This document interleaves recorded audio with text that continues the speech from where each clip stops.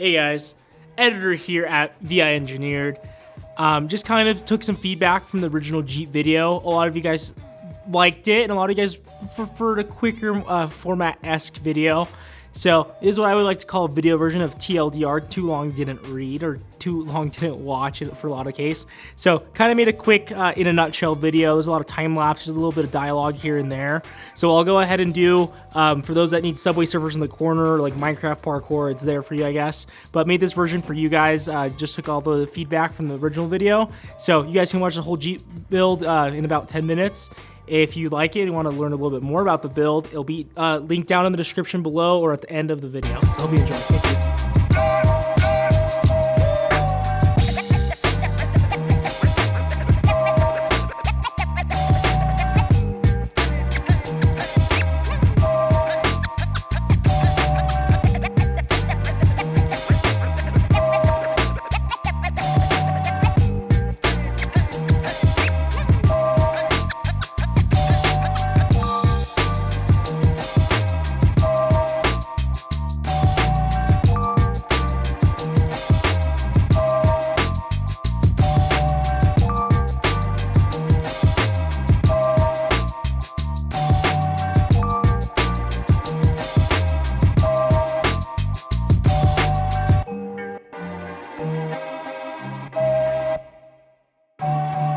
This is where it's going to fit.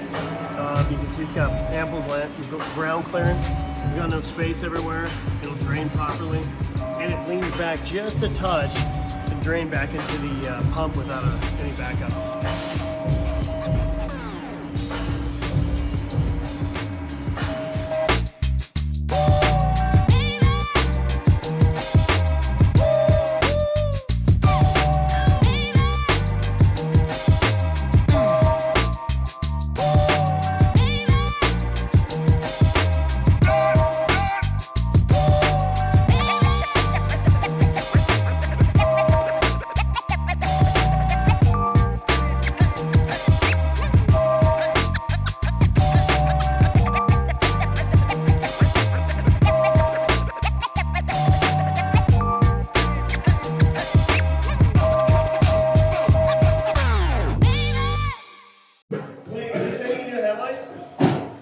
No, they haven't said anything yet.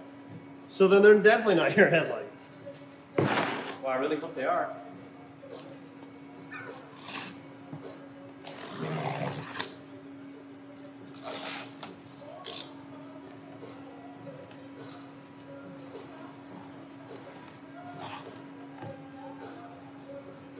Yes. They are.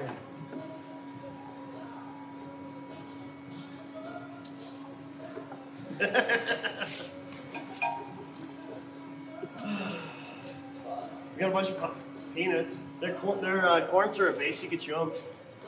Look. Hey! No. Drop it! No! Get out of there.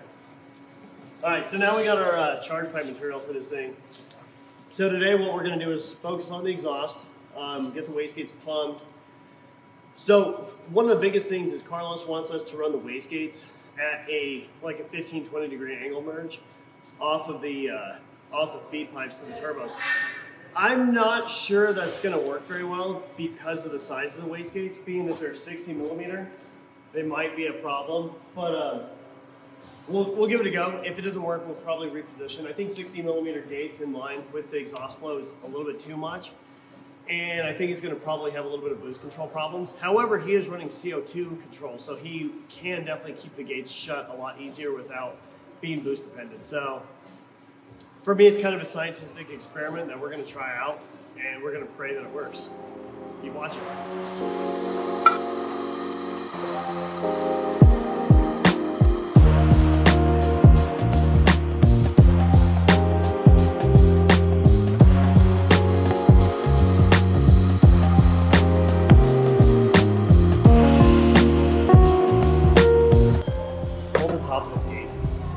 Here. I love this side though. Right here.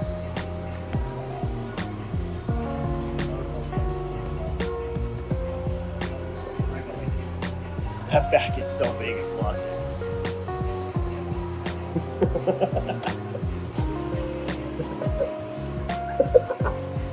Okay, I'm curious now.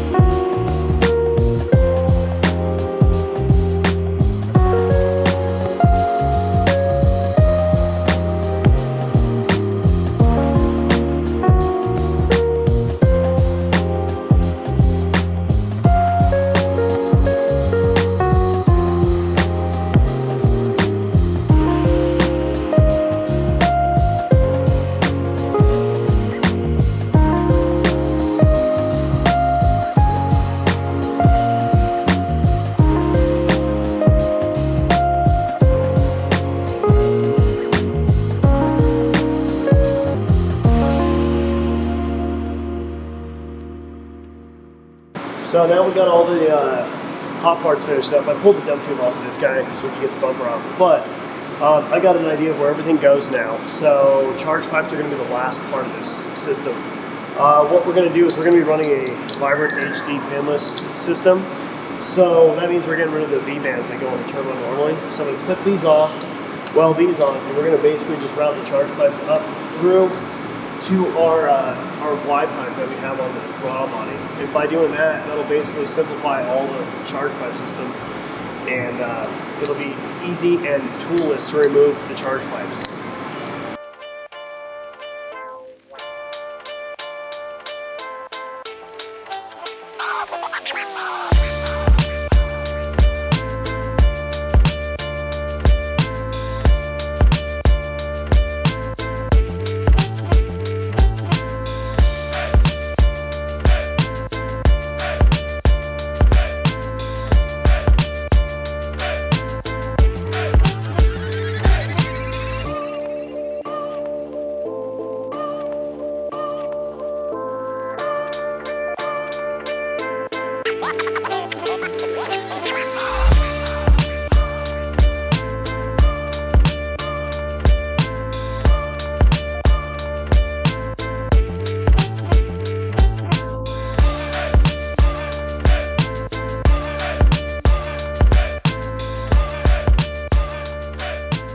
Alrighty guys, conclusion is here. We did all the charge pipes, the dump tubes, the crossovers, the down pipes, the turbos, and Lou helped with absolutely nothing. We got this really cool cast Y that we got also from China. This kit was a massive kit. I anticipated it being about 5 to 6 days worth of work. We're about 10 days in because we had to add a few additional items, like an oil tank for the returns. And the turbos not being symmetrical really did make this a really big challenge. As you guys watch the video. Alrighty guys, well this concludes that TDLR version of the SRT Jeep video we did. If you guys like what you saw today, feel free to like the video and subscribe for future builds. We got a bunch of cool ones coming out here soon, and we'll just catch you guys on the next one. See ya.